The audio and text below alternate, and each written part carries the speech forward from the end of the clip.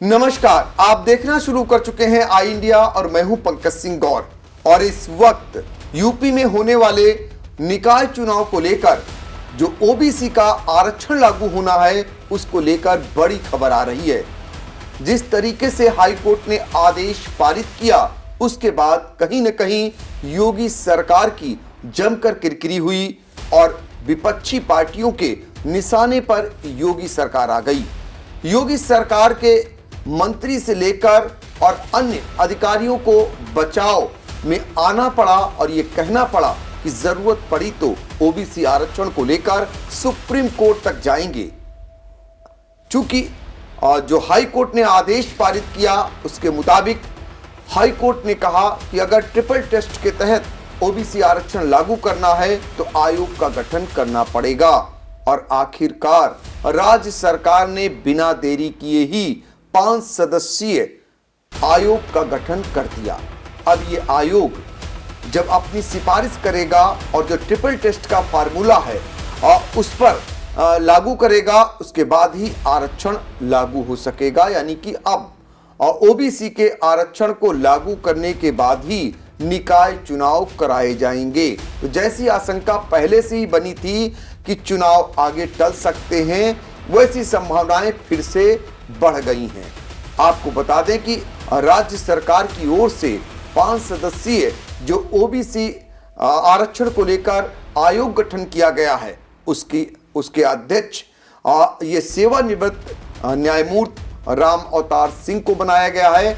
इसके अलावा जो उसके 4 सदस्य बनाए गए हैं वो सेवानिवृत्त आईएएस चोप सिंह वर्मा और सेवानिवृत्त आईएएस महेंद्र कुमार, इसके अलावा भूतपूर्व अपर विधि परामर्शी संतोष कुमार विश्वकर्मा और साथ ही पूर्व अपर विधि परामर्शी एवं अपर जिला जज ब्रजेश कुमार सोनी को सदस्य बनाया गया है। तो ये 5 सदस्यीय आयोग का गठन किया गया है और ये अपनी रिपोर्ट देगा। इसके बाद जो है निकाय चुनाव होंगे, यानी ओबीसी का जो आरक्षण का लागू होगा फार्मूला वो इस आयोग की सिफारिश के बाद ही लागू होगा।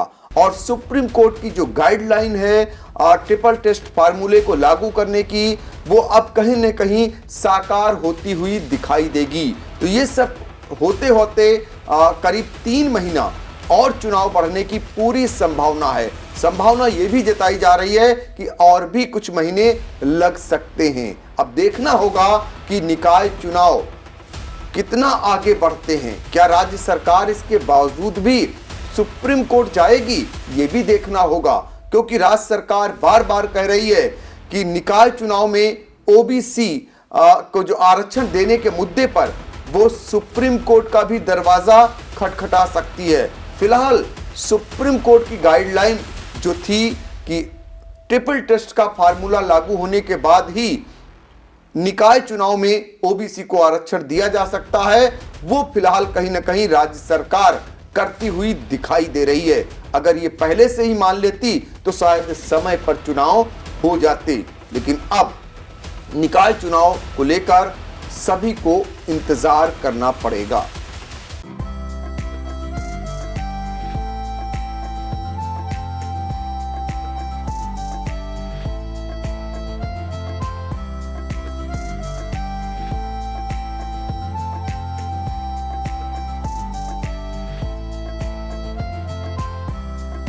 चुनावी सफर में हिचकोले खा रही निकाय की नैया, वोटर बनेंगे आखिर किसके खेवैया।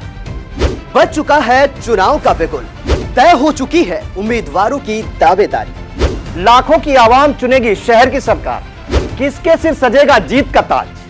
खूब हो रहे चुनावी वादे, नेताजी जा रहे वोटों के द्वारे। 6 नगर पालिका 5 नगर पंचायतों का होगा फैसला। चेयरमैन पार्षदों की तय होगी तकदीर। निकाय चुनाव का महा कवरेज लेकर आ रहा है आई इंडिया। निकाय की नैया में देखे वोटरों की पसंद। शहर की सरकार में जानेंगे निकायों का हाल। वार्डों से लेकर निकायों तक होगा सबसे सटीक विश्लेषण। तो हर रोज देखते रहिए सबसे भरोसेमंद न्यूज चैनल आई इंडिया। दर्शकों के प्यार से बनी बात, मिला 80,000 सब्सक्राइबर्स का साथ। कम समय में 1.5 करोड़ से भी अधिक दर्शकों ने देखा आई इंडिया।